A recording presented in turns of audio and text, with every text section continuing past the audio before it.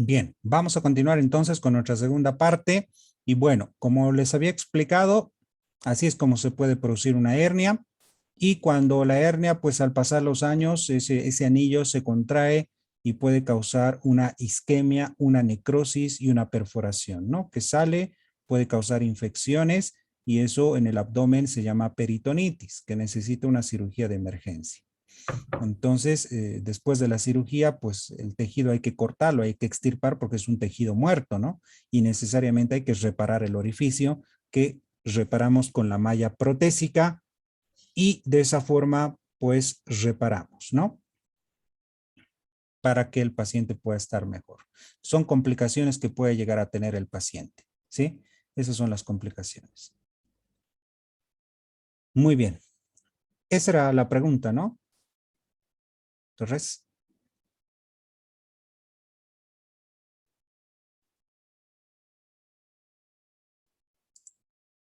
Bien, ¿qué me preguntó? Luz, ¿no? Luz Torres. Sí, doctor.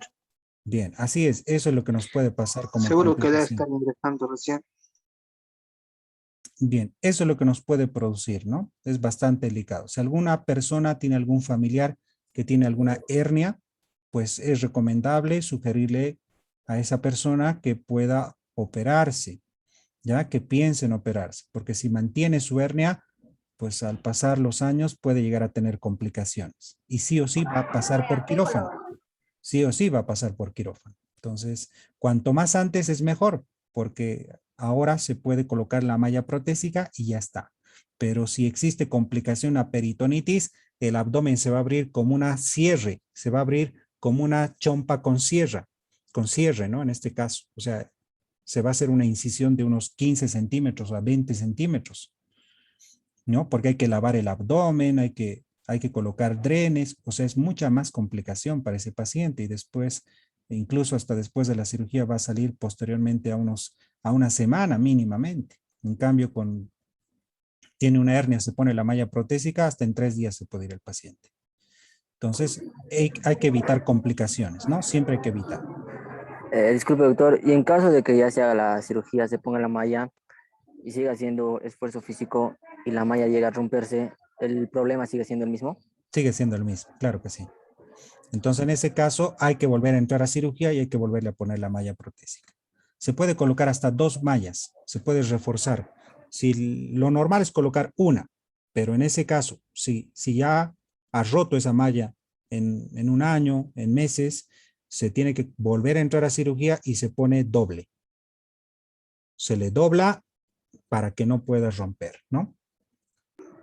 Listo, gracias, doctor. Ok. Y Doc, una preguntita. Disculpe, y la recomendación entonces para que no pase nada de eso, ¿cómo sería? No, ¿Simplemente no no hacer hace, fuerza? exacto, no hacer esfuerzo físico.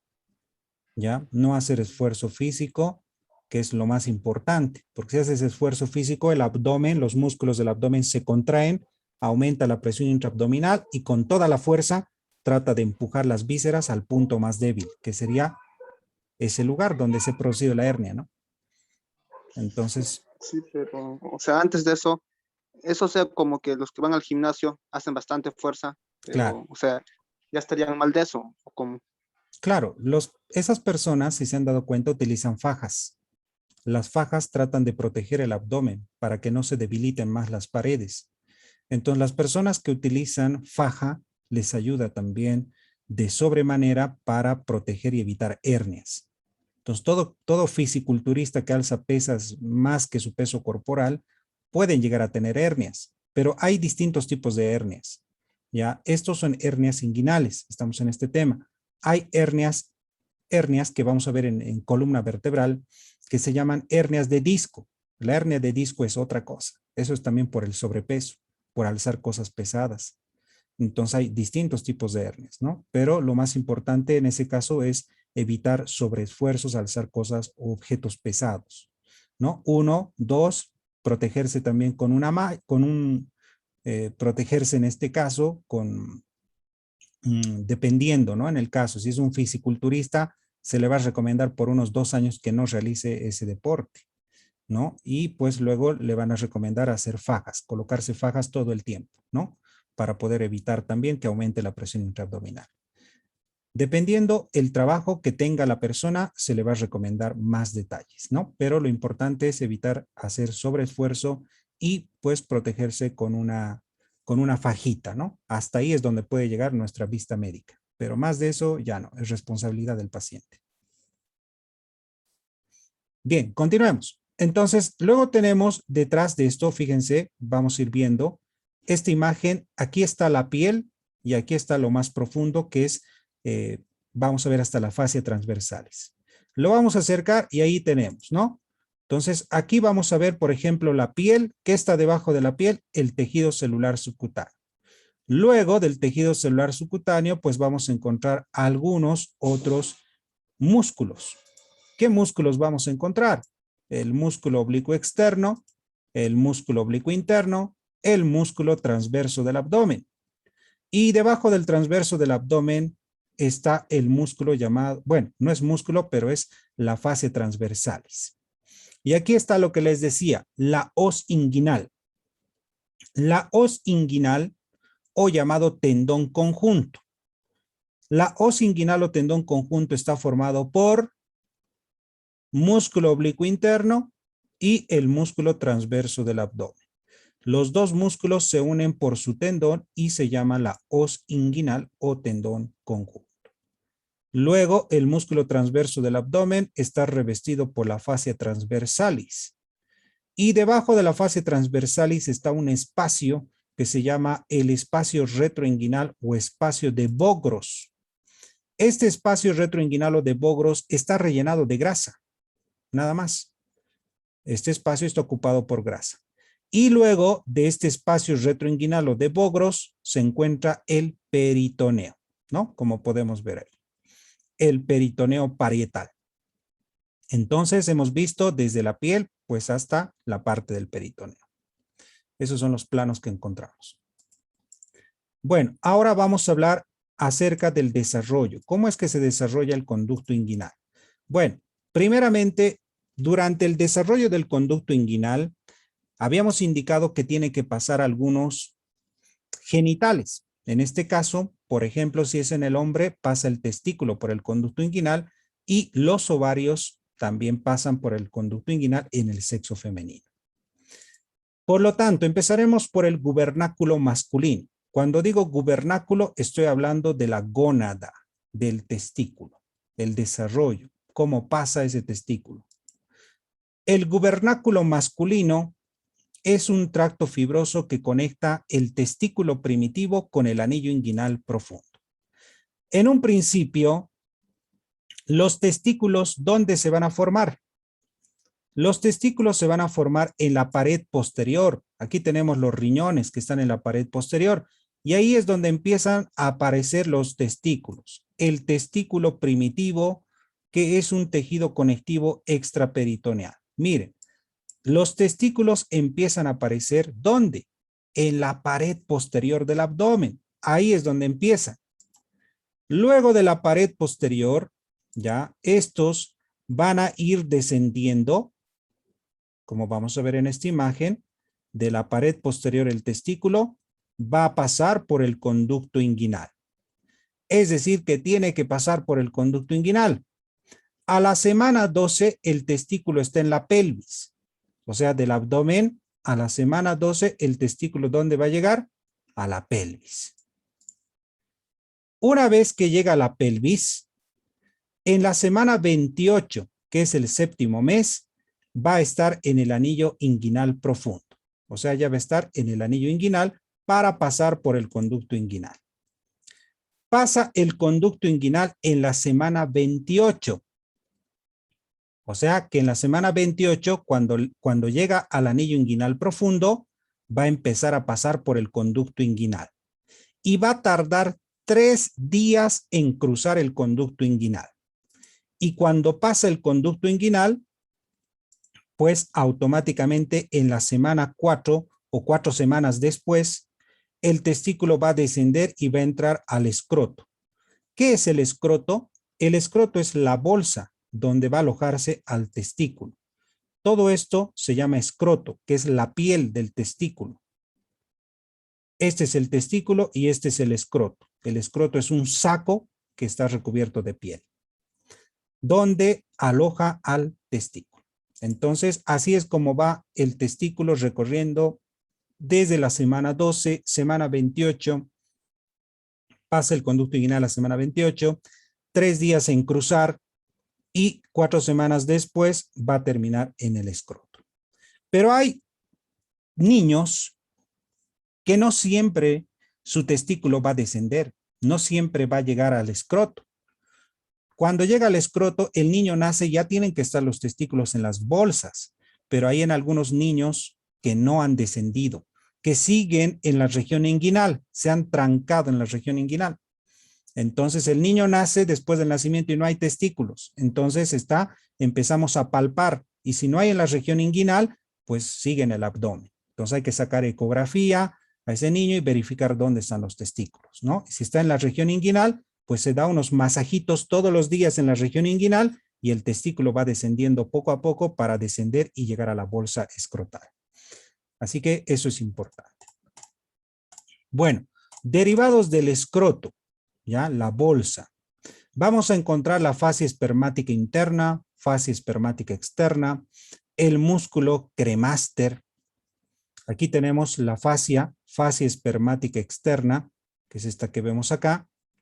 Ahí tenemos también el músculo llamado cremaster, que está debajo. Primero es la fascia espermática externa. Debajo de la fascia espermática externa tenemos al músculo cremaster. Y luego vamos a encontrar a la fascia espermática interna. Y luego de la fascia espermática interna, pues ya vamos a encontrar más profundamente el conducto deferente, las arterias testiculares, arterias deferenciales y todo lo que está dentro, que vamos a hablar posteriormente en unos minutos más. Bueno, en el sexo femenino, ¿cómo es? ¿Cómo va a descender los ovarios? ¿Cómo se va a formar? Bueno, de igual forma, los ovarios primitivos se localizan en el abdomen, ¿ya? Se localizan en el abdomen. Entonces, el proceso vaginal atraviesa la fascia transversalis a nivel del anillo inguinal profundo y protruye en el labio mayor para el desarrollo. ¿Qué quiere decir? Que este es el ovario. Este ovario va a presentar un ligamento que se llama ligamento redondo. Y ese ligamento redondo va a pasar por el conducto inguinal y va a terminar en los labios mayores de los genitales femeninos. Entonces, un cordón fibroso conecta al ovario, como les decía, y el útero. Ahí vemos, miren, el ovario va descendiendo por la pared posterior hasta llegar a la cavidad pélvica. Y en la cavidad pélvica, pues ahí tenemos al ovario. El ovario no va a descender, ¿no es así? Como en el hombre. Entonces el ovario se queda ahí. Como el ovario se queda ahí, pues tiene su propio ligamento. Se llama ligamento propio del ovario. Este ligamento propio del ovario está entre el ovario y el útero. Y este no pasa por el ligamento inguinal. Entonces, esto se llama ligamento propio del ovario. ¿Qué conecta este ligamento propio del ovario? El ovario con el útero. Nada más. Pero existe otro ligamento, que es el ligamento redondo del útero. Este ligamento redondo del útero está entre el útero y los labios mayores. Este sí va a pasar por la región inguinal y termina en el tejido celular subcutáneo de los labios mayores. Entonces, ¿qué quiere decir? Que el útero va a contener a este ligamento que se llama ligamento redondo del útero. Del útero sale el ligamento redondo del útero, pasa por el conducto inguinal y luego va a terminar en el tejido celular subcutáneo de los labios mayores. Ahí termina. Entonces, este ligamento redondo contiene también arterias, contiene venas y tiene una conexión con el útero directamente, los labios mayores. Entonces, esa es la diferencia del hombre con la mujer. Y ahí decíamos, ¿no? Que el conducto inguinal femenino es más estrecho que en el varón. ¿No es así? En los lactantes, en ambos sexos es más corto y mucho menos oblicuo. ¿Qué quiere decir? Que en los lactantes el conducto inguinal en el hombre y en la mujer es corto, ¿sí? Que son iguales. Pero a medida que desarrollan, ya después de la pubertad, ya cambia la disposición. El conducto inguinal es más ancho en el hombre y es más estrecho en la mujer. Bueno, hasta ahí hemos hablado acerca del conducto inguinal. Ahora, el conducto inguinal puede aumentar la presión, o sea, puede producirnos una hernia por el aumento de la presión intraabdominal. Entonces aquí tenemos este conducto inguinal, donde está la flecha de color rojo. Ese es el conducto inguinal y alrededor están los músculos. Por ejemplo, tenemos al músculo transverso del abdomen, el músculo oblicuo interno y tenemos el anillo inguinal superficial. ¿Qué función van a tener? Por ejemplo, el aumento de la presión intraabdominal presiona la pared posterior del conducto contra la pared anterior, lo que disminuye la posibilidad de darnos una hernia. ¿Qué quiere decir? Cuando aumenta la presión intraabdominal, la pared anterior y la pared posterior van a tratar de pegarse. ¿Para qué? Para que no salga ningún intestino y nos produzca una hernia. Y así disminuye la posibilidad de una hernia. Pero si hacemos más fuerza de lo normal, pues sí, seguro es que va a vencer una víscera y va a producirnos una hernia. Por eso les decía, el sobreesfuerzo físico es malo porque nos condiciona a una hernia. La contracción del oblicuo externo aproxima la pared anterior del conducto con la pared posterior. Igual forma, si se contrae el músculo oblicuo externo, se contrae la pared anterior con la pared posterior del conducto inguinal. Aumenta la tensión de los pilares lateral y medial que resisten la dilatación del anillo inguinal superficial. La contracción del músculo oblicuo interno y transverso del abdomen hacen que el techo del conducto descienda y se estreche el conducto. En otras palabras y en resumen, el músculo oblicuo externo, el oblicuo interno y el transverso del abdomen, cuando se contraen y aumentan la presión intraabdominal, en un principio protegen al conducto inguinal para una hernia. Pero si existe más esfuerzo físico, aumenta más la presión intraabdominal y puede producirnos una hernia. Así que tiene su ventaja y su desventaja. Bueno, ahora vamos a hablar acerca del cordón espermático, que lo hemos esperado de mucho. El cordón espermático contiene estructuras que se dirigen hacia el testículo, ¿no? Lo que habíamos indicado en esto, en esta imagen. Esta imagen es más que 1000 palabras. Este es el cordón espermático. Todo este cordón espermático, ¿qué es lo que contiene? El cordón espermático tiene cubiertas, envolturas. ¿Cuáles son sus envolturas? 1. Fascia espermática externa. La fascia espermática externa deriva de la aponeurosis del músculo oblicuo externo y su fascia de revestimiento. Tiene la fascia cremastérica y el músculo cremastérico. Estos son ramas del músculo oblicuo interno y está inervada por la rama genital del nervio genitofemoral. La fascia cremastérica nace del músculo oblicuo interno. Y luego tenemos la fascia espermática interna, que esta deriva de la fascia transversal. Y finalmente tenemos a este músculo que es el músculo llamado dartos, que es un músculo liso y que está mezclado con tejido celular subcutáneo. Así que estas son todas las capas del cordón espermático, pues que vamos a ir viendo. La fascia espermática externa, primero es esa capa superficial. Debajo de la fascia espermática externa tenemos la fascia cremastérica y el músculo cremaster. Debajo de esto tenemos a la fascia cremastérica, debajo de esto a la fascia espermática interna y debajo de esto al músculo dartos. Esas son las capas que tiene el cordón espermático. Bueno, vamos a hablar de estos dos músculos que tiene el cordón espermático, del músculo cremaster y el músculo dartos. El músculo cremaster está formado por fascículos del músculo oblicuo interno. Miren, ¿qué función tiene el músculo cremaster? Eleva el testículo va a elevar el testículo dentro del escroto en respuesta al frío y se relaja en un ambiente cálido para mantener la temperatura. A ver, un dato importante. El testículo es el único órgano que está 1 grado centígrado menos que nuestra temperatura corporal. Si nuestra temperatura corporal, por ejemplo, está a 36 grados centígrados, todo nuestro cuerpo, el testículo es 1 grado menos. O sea que el testículo está a 35 grados centígrados. Siempre es así. El testículo debe estar 1 grado menos que nuestra temperatura corporal. ¿Por qué? Porque debe mantener a los espermatozoides.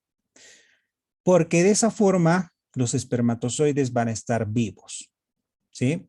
Debe mantenerlos menor, 1 grado centígrado menos, ¿no? Entonces es bastante especial esta parte del testículo, pero el músculo cremaster, repito, va a hacer que se contraiga el testículo durante el frío.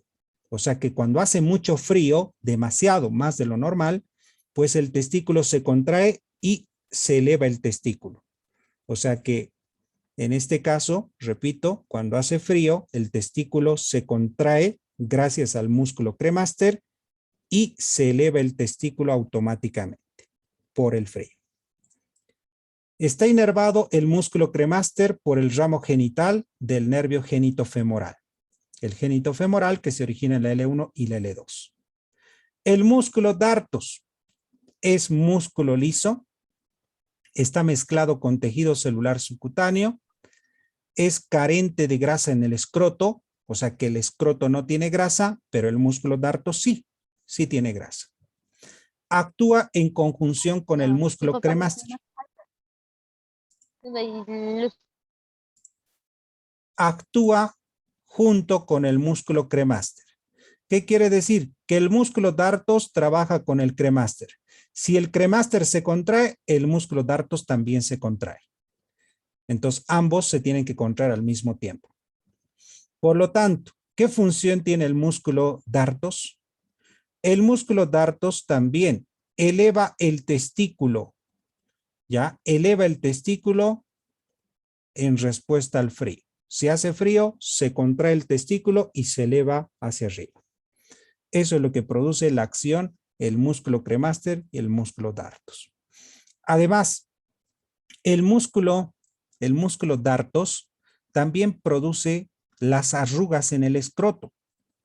¿Sí? O sea, que el testículo sea arrugado es gracias al músculo dartos. O sea, que el músculo dartos también produce las arrugas del escroto, de la piel, de la bolsa donde va a estar el testículo. Así que este músculo dartos, en resumen, cremaster y dartos se contraen durante el frío y ascienden y elevan el testículo. Esa es su acción principal. El dartos está inervado por fibras simpáticas, por el nervio ilioinguinal y por el nervio escrotal posterior. Y bueno, pues el ligamento redondo del útero en el sexo femenino, pues tiene las mismas capas que el cordón espermático y la diferencia es de que el músculo cremaster y músculo dartos también tiene ligamento redondo del útero, pero no tiene su contenido, otros componentes que tiene el hombre. Entonces el ligamento redondo del útero es muy parecido al cordón espermático, pero no tiene su mismo contenido, que vamos a ver enseguida. Tiene todas las mismas capas que habíamos hablado, fascia espermática externa, ¿sí? Fascia espermática externa, no quiere decir porque es espermática, pues solo es en el hombre. Fascia espermática externa también es en la mujer. Fascia cremastérica o cremaster, fascia espermática interna y músculo dartos. Pero la diferencia es de que no van a elevar nada, simplemente van a terminar en lo que es los labios mayores de los genitales femeninos, nada más. Pero la diferencia es de que en el hombre el músculo cremaster y dartos solo contraen durante el frío, contrae el testículo y eleva, ¿no? Esa es una diferencia en el hombre. Ahora, ¿cuál es su contenido? ¿Qué va a pasar por dentro de ese conducto, de ese cordón espermático? Habíamos indicado que estas son las cubiertas, ¿no? Lo que envuelve, las capas del cordón espermático. Pero ¿cuál es su contenido del cordón espermático? Su contenido del cordón espermático es el conducto deferente. El conducto deferente mide 45 centímetros de longitud. ¿Qué función tiene este conducto deferente? Conducir los espermatozoides desde el epidídimo hacia el conducto eyaculador. O sea que el conducto deferente, al ser tan largo, va a transportar los espermatozoides. Esa es la función que tiene. Desde el epidídimo hacia el conducto eyaculador. Luego, ¿qué más contiene? La arteria testicular. La arteria testicular se origina de la arteria aorta abdominal. Esta va a irrigar el testículo y el epidídimo. Luego tenemos la arteria cremastérica. Esta se origina en la arteria epigástrica inferior. Y luego tenemos la arteria deferencial, que se origina en la arteria vesical inferior. Entonces, estas son las tres arterias principales que tiene el cordón espermático. Arteria testicular, cremastérica y deferencial. Luego tiene venas, que son llamadas el plexo venoso pampiniforme anterior y plexo venoso pampiniforme posterior. Este plexo es una red de venas que están formadas hasta 12 venas unidas. Por eso se llama plexo venoso pampiniforme. Es la unión de 12 venas, de una red de 12 venas, ¿no? En este caso. También tiene fibras simpáticas y parasimpáticas. Tiene ramo genital, es decir, el nervio genitofemoral que va a inervar al músculo cremaster. También tiene vasos linfáticos y estos van a drenar hacia los nódulos linfáticos lumbares. Y finalmente una túnica vaginal que ya esta va a continuarse con el testículo. Pero, ¿cuál es su contenido? Bueno, su contenido, conducto deferente, 3 arterias, plexos venosos pampiniformes, fibras simpáticas parasimpáticas, genitofemoral, vasos linfáticos. Todo eso es el contenido del cordón espermático en el hombre. En la mujer esto ya no hay. No hay conducto deferente, no hay arteria testicular. Estas dos sí hay en la mujer. El plexo venoso pampiniforme también hay. Estas fibras simpáticas, parasimpáticas, genitofemoral y linfáticos también lo tiene la mujer. O sea, la mujer dentro del ligamento redondo del útero tiene todo esto menos la arteria testicular y menos el conducto deferente. Eso es lo que varía en la mujer. En el texto no lo dice, pero así es en otros tratados de anatomía, ¿no? Para curiosidad. Pero esto es el cordón espermático, así que este es su contenido. Bueno, esto tampoco está esto no está en el texto que les voy a explicar acá. Esto sí está en el texto. Todo esto está en el texto. Esto también está en el texto, pero esta regla no lo hay. Es una regla que pues es parte mía. Se llama la regla de los 3. La regla de los 3, ¿en qué consiste? Es una forma para aprender más fácil. Regla de los 3. 3 arterias, 3 nervios y 3 otra cosa. 3 arterias, arteria testicular, arteria del conducto deferente y la arteria cremastérica. 3 nervios, fibras simpáticas y parasimpáticas y el nervio genitofemoral. Y 3 otra cosa como el conducto deferente, el plexo venoso pampiniforme anterior y posterior y los vasos linfáticos. Entonces, 3 arterias, 3 nervios y 3 otra cosa. Eso se llama la regla de los 3. ¿Sí? A ver si es que les sirve. Pero bueno, es un dato. Pero esto es lo más importante, ¿no? Que es lo mismo en realidad. Así que espero que no se olviden cuál es el contenido del cordón espermático, porque esto sí les voy a preguntar la siguiente clase práctica, que es el día lunes. Así que estudien, muchachos. Bueno, pasamos al escroto. ¿Qué es el escroto? El escroto es un saco, es una bolsa. El escroto es un saco cutáneo que está formada por 2 capas. Bueno, primeramente, la primera capa es la piel. La piel es muy pigmentada.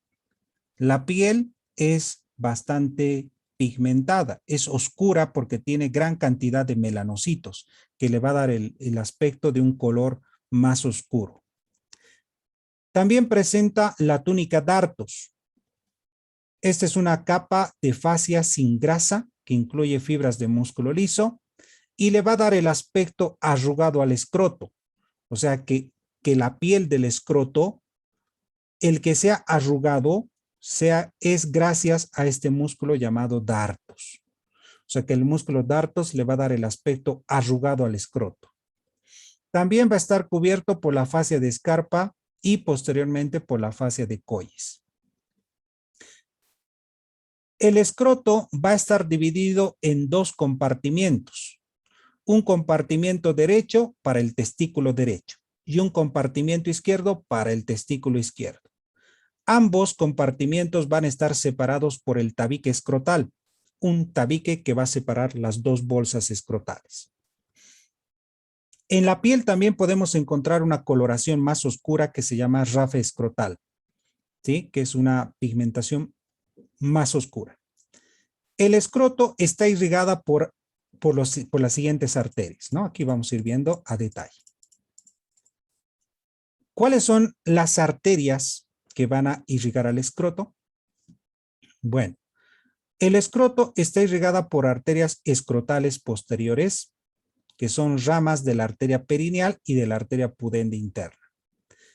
Va a estar irrigada por arterias escrotales anteriores, que provienen de la arteria perineal, la arteria pudende externa profunda. También va a estar irrigado el escroto por la arteria cremastérica, que es rama de la arteria epigástrica inferior. Sus vasos linfáticos van a drenar en los nódulos linfáticos inguinales superficiales.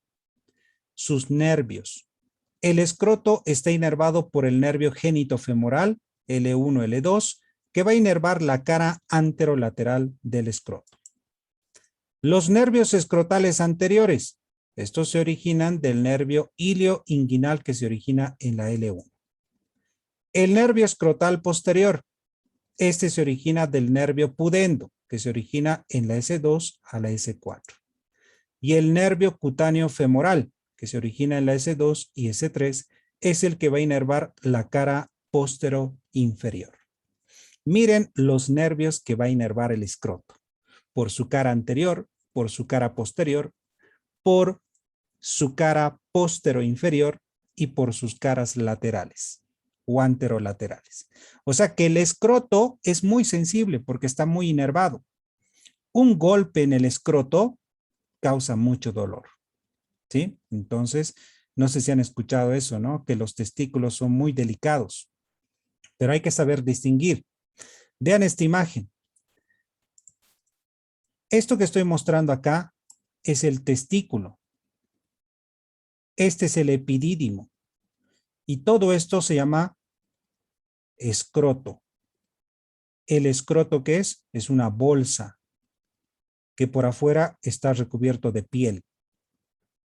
Entonces, este escroto es el que acabamos de hablar, que está irrigada por 3 arterias y tiene muchos nervios. Y por eso es que la persona cuando recibe un golpe en el escroto, pues tiene mucho dolor. Es muy sensible, ¿no? ¿Y por qué es sensible? Porque miren la inervación que tiene. O sea, es terrible, ¿no? Así que mucho cuidado con ese genital que es el escroto. Muy bien, hasta ahí ya tenemos el escroto. Ahora vamos a continuar con testículos. Bueno, vamos a quedar acá en testículos y la siguiente clase vamos a hablar acerca del testículo, cuáles son las cubiertas del testículo. Bueno, vamos a hablar un poquito del epidídimo y etcétera, y con eso vamos a acabar este tema que es región inguinal. ¿Sí? No nos falta mucho, nos falta poco para acabar este tema.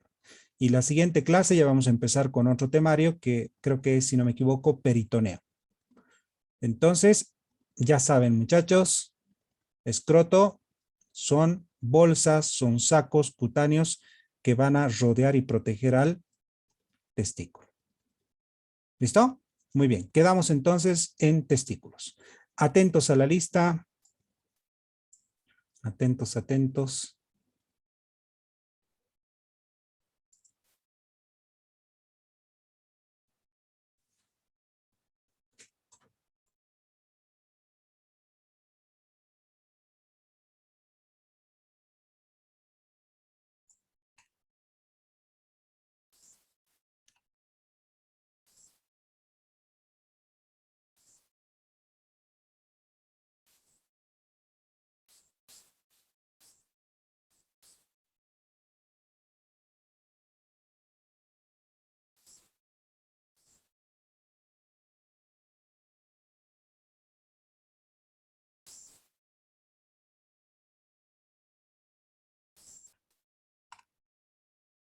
Bien, van a activar por favor sus audios para responder.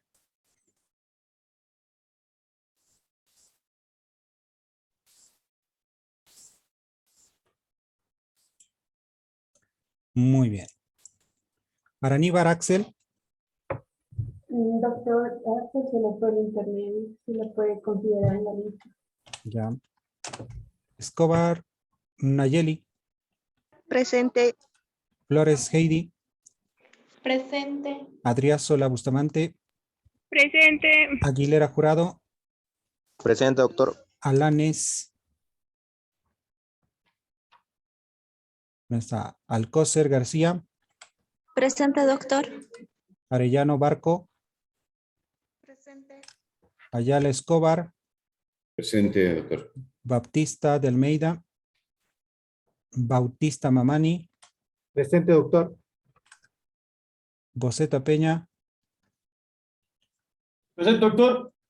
muy bien, Bravo Almendras, Presente, doctor. Cabral Cameli, Presente. Capiguara Sánchez, Presente, doctor.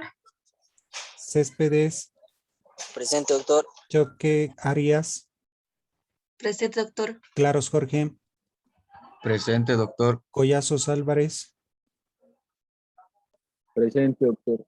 Colque Bartolomé, Presente. Delgado Subieta, Donaire Rodríguez, Presente, doctor. Flores Quino, Gómez, Gómez Zacari, González Rojas, Buenas noches, doctor. Presente. Doctor, mi compañero Axel Araníbar dice que se le ha ido el internet. No sé si le puedes poner presente, que estaba en sus clases. ya, enseguida le colocamos, Gracias, doctor. ya. Gutiérrez Lara, Guzmán Andrade, Presente, doctor Gutiérrez Lara. Guzmán Andrade, Jiménez Montaño, Mendoza, Presente, doctor. Mendoza Maita, Presente. Mendoza Marca, Presente, doctor. Mérida Anturiano, Presente, doctor. Miranda Deus, Miranda Moura, Presente. Morocco Choque, Presente, de Morocochoque. Ollisco López, Ortiz Huenca, Presente.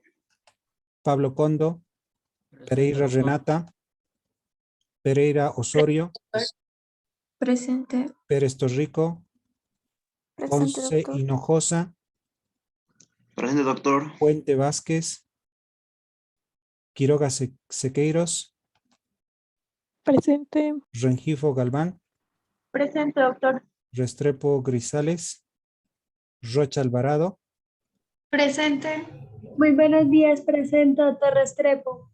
Rodríguez Guamán, Rodríguez Mamani, Buenas tardes, doctor. Presente, Guamán, Carlos. Rodríguez Mamani, Rodríguez Doctor. Sánchez Cayo, Presente, doctor. Soto Chipana, Buenas noches, doctor. Presente. Sousa Vasconcelos, Presente, doctor. Tocopa González. Presente, doctor. Bueno, chicos, el resto vayan colocando la asistencia por el chat, por favor, se me va a cortar en cualquier segundo. Elise, disculpe una pregunta. Soy Escobar y quiero preguntarle por qué tengo el primer día falta en su lista. Estaba en clase. Escobar, Sí, ¿qué? solo Escobar. Ya, te corrijo, La no te segunda. preocupes. Te corrijo.